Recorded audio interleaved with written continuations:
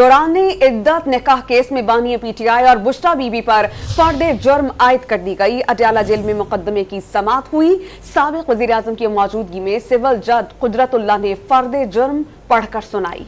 बुशरा बीबी की गैर मौजूदगी पर जज ने बरहमी का इजहार किया। इस्तिस्ना की दरखास्त खारिज कर दी गई। बानी तहरीक इंसाफ ने चार्जशीट पर दस्तखत कर दिए। गैर शरई निकाह केस में बानी पीटीआई और उनकी अहलिया बुशरा बीबी पर फर्द जुर्म आयद। सीनियर सिविल जज कुदरतुल्लाह ने अडयाला जेल में समाअत की। बानी पीटीआई और बुशरा बीबी अदालत में पेश हुए। वकला गैर हाजिर रहे। वकला के पहुंचने पर बुशरा बीबी अदालत से उठकर चली गयीं।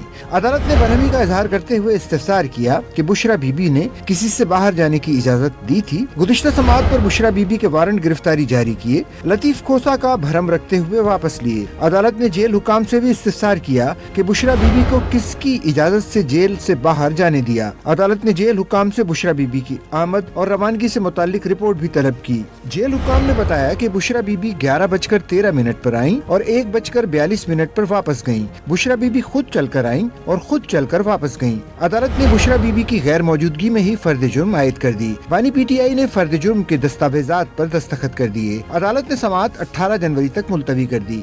आइंदा समाअत पर इस्तिखासा की जानिब से गवाहान को पेश किया जाएगा। गुज़िश्ता रोज बानी पीटीआई और बुशरा बीबी के खिलाफ गैर शरई निकाह केस में फर्द जुर्म आयद नहीं हो सकी थी और अदालत ने कार्रवाई मंगल तक मुअख्खर की थी। दौरान समाअत वकला सफाई ने अदालत को बुशरा बीबी की आइंदा समाअत पर हाजिरी की यकीन दहानी कराई थी।